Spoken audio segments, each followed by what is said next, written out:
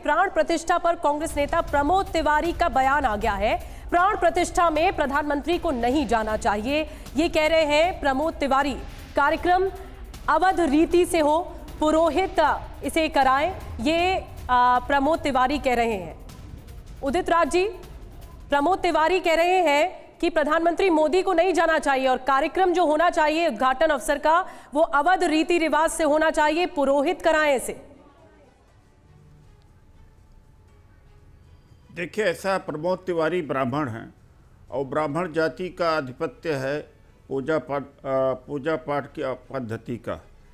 तो प्रमोद तिवारी जी, मोदी जी ओबीसी के हैं, तो प्रमोद तिवारी जी ब्राह्मण हैं, उनका समाज पूजा पाठ के व्यवसाय में या इस क्षेत्र में सदियों से लगा हुआ है। तो जो उन्होंने बोला होगा सोच समझ कर बोला होगा। अच्छा उदित राज जी, आपने ये जातियों का जिक्र किया, मैं आपको यहाँ पर ये याद दिलाना चाहूंगा कि कामेश्वर चौपाल जी जो हमारे साथ बैठे हैं वो अनुसूचित जाति से ही आते हैं, राम मंदिर ट्रस्ट के वो मेंबर हैं और पूरे आंदोलन में उनकी भूमिका बड़ी महत्वपूर्ण रही, वो भी हमारे साथ मौजूद हैं। चौपाल जी, जब इस तरह का जिक्र होता है, ब्राह्मण शूद्र इन सब पर राजनीति होती है, तो आपका वहां पर होना, आपकी मौजूदगी ही उन तमाम सियासी सवालों का जवाब होती है। आप कैसे देखते हैं इसे? देखिए, राम तो जाति से बहुत ऊपर है भाई। और स्वयं राम ने ही कहा था, जब सबरी ने अपना परिचय देते हुए कही थी जी कि मैं नारी हूँ, नारी में भी अधम हूँ, तो उन्होंने कहा कि मेरा रिश्ता जाति कुल धर्म से नहीं है, मेरा रिश्ता तो प्रेम का है। जो राम से प्रेम करेंगे, राम उनका है, उसमें न कोई बाभन जाता है न कोई सुधर आता है। राम प्रेम के भूखे हैं, जो प्रेम करते हैं राम उनके हैं। राम उनके हैं, बहुत बड़ी बात आपने कही। जो राम को प्यार करते हैं, जो राम को प्रेम करते हैं, राम उनके हैं। बड़ी बात आपने रखी। कामेश्वर चौपाल जी आपके पास आएंगे। AIMIM से भी हमारे साथ दानिश कुरैशी साहब भी जुड़े हैं। दानिश जी, लेकिन मैं प्रमोद तिवारी के बयान को लेकर आपसे सवाल करूंगी। उन्होंने ये कहा, मैं आऊंगी उदित राज जी, आपके पास भी आऊंगी, मैं आऊंगी आपके पास आऊंगी। आपने अपनी बात रखी, बाकी अच्छा ठीक है, बोलिए, 10 सेकेंड में खत्म करिए। बताइए बताइए उदित राज जी। उदित राज जी, आवाज आ रही है आपको? 17 या 18 लोगों का कामेश्वर जी का वो प्रति मेरा सम्मान है जी। 17-18 लोग जो प्रबंध समिति में है, राम जन्मभूमि ट्रस्ट में अकेले एक है। विनय कटियार की जाति कहाँ गई? अब कल्याण सिंह की जो लोधी राजपूत की जाति कहाँ गई? इसमें एक दलित तो आप हाईलाइट करते हैं, पूरी लड़ाई ओबीसी ने लड़ा था। कुर्मी कहाँ गए, यादव कहाँ गए, बघेल कहाँ गए, जो लाठी डंडा लेके वहाँ गए थे। बड़ी इत्तेफाक की बात है कहते हैं डॉक्टर उदित राज जी, इस कार्यक्रम के लिए जब रिसर्च में कर रही थी, जब आपने सुनिए ना, आपने जब नहीं, आप जब पिछड़ी जातियों के बारे में बोलते हैं ना, तो आप ही के बयान को मैं कोट करना चाहती हूँ। जब इस कार्यक्रम के लिए मैं रिसर्च कर रही थी तो 2020 का एक ट्वीट आपका आया जिसमें आपने ये बताया, एक मिनट सुन लीजिए, एक रिसर्च सुन लीजिए, उसमें आपने ये बताया उदित राज जी कि पिछड़ी जातियों के लिए आय का साधन होगा ये ट्रस्ट, इसीलिए ट्रस्ट में सदस्य इसमें शामिल किए जा रहे हैं और इसको निश्चित तौर पर बीजेपी को फायदा मिलेगा। आप ही राजनीति से जोड़ते हैं इस मुद्दे को, ये आप ही का ट्वीट था। आप बिल्कुल, राजनीति नहीं है तो इसमें क्या है भाई? एक ही जाति के सब लोगों का लड़ाई किसने लड़ी? पिछड़ों ने लड़ाई लाठी डंडा लेके हो गए। एक बात, दूसरी बात है कि अभी महंत जी ने कहा सबरी बाला के बैर खा गए। अरे भाई, इसी में आप जाति पात मान लेते हैं कि इसके मतलब वो नीच है? उस समय भी असमानता थी। ठीक है, चलिए, जातियों में हम अभी फिलहाल ज्यादा अंदर नहीं जाते हैं। अब इस पर जातिवाद कहां तक अपने आप में जायज है, यह भी अपने आप में एक बड़ा सवाल है। लेकिन दानिश कुरैशी साहब, थोड़ी देर पहले प्रमोद तिवारी का एक बयान हमने दिखाया जिसमें उन्होंने ये कहा है कि भाई प्रधानमंत्री नरेंद्र मोदी को जाना ही नहीं चाहिए प्राण प्रतिष्ठा कार्यक्रम में। आप लोग इससे इत्तेफाक रखते हैं क्या? और इस तरह के सवालों के उठाए जाने के पीछे अब किस तरह की राजनीति है?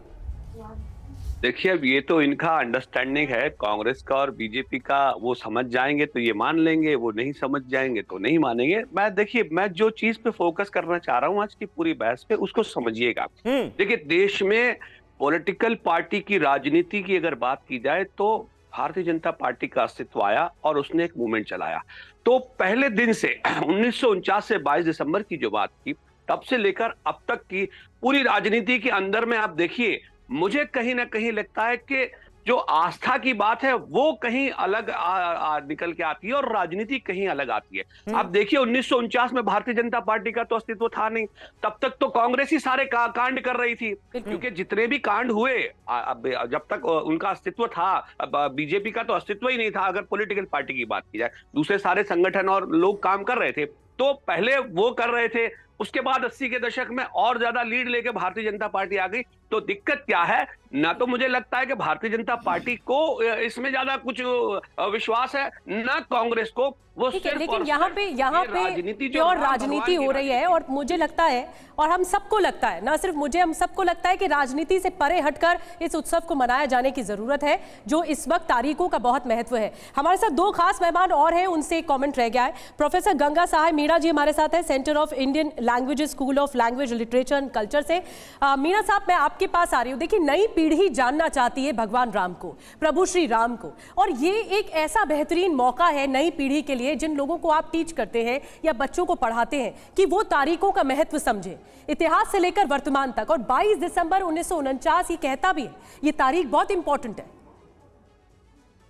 मीणा साहब, देखिए, मेरे ख्याल से जो राम का व्यक्तित्व है उसको किसी एक तारीख तक सीमित करना उचित नहीं है। आप जानते हैं कि भारत में बहुत सारी राम कथाएं हैं, बहुत सारे राम हैं। उन राम के बारे में, सभी रामों की परंपराओं के बारे में विद्यार्थियों को या आने वाली पीढ़ी को जानना चाहिए, ना कि केवल एक राम के बारे में। मेरे बचपन से लेकर अब तक ही मैं देख रहा हूँ कि कितना परिवर्तन हो गया। हम जिस रूप में राम को देखते और जानते थे, वो बन जाने वाली एक तस्वीर थी जिसमें वो एक सन्यासी के वेश में सब कुछ त्याग करके जा रहे हैं जी, जो एक आदर्श थे लोगों के, लोग उससे प्रभावित थे।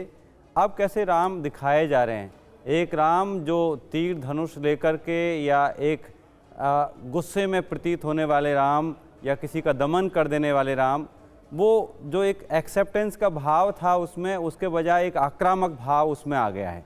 तो ये एक बदलती हुई तस्वीर है। हमको मेरे ख्याल से नई पीढ़ी को बताना चाहिए कि भारत में बहुत सारे राम हैं। जैसे मेरी अपनी मातृभाषा में जो राम कथा है, उसमें सीता पानी लेने के लिए जाती है। तो अब वहाँ पे राजस्थान में पानी की कमी है, तो वहाँ सीता को इस तरह से लोगों ने इमेजिन किया कि वो पानी लेने के लिए जा रही है और राम उसकी मदद कर रहे हैं।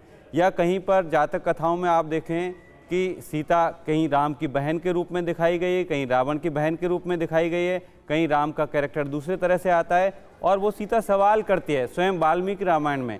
तो वो सारे राम को हमें, एक कबीर के राम भी हैं, एक दशरथ के पुत्र हैं, और कबीर के राम घटघट के वासी है। तो आप कौन से राम को दिखाना चाहते हैं इस आयोजन के माध्यम से? तो इसमें मेरे ख्याल से हमको वो सारे रामों ठीक है, यानी भगवान राम के प्रस्तुतिकरण के तरीके जो इस तरह से बदले हैं वक्त के साथ, आप उसको लेकर सवाल उठा रहे हैं।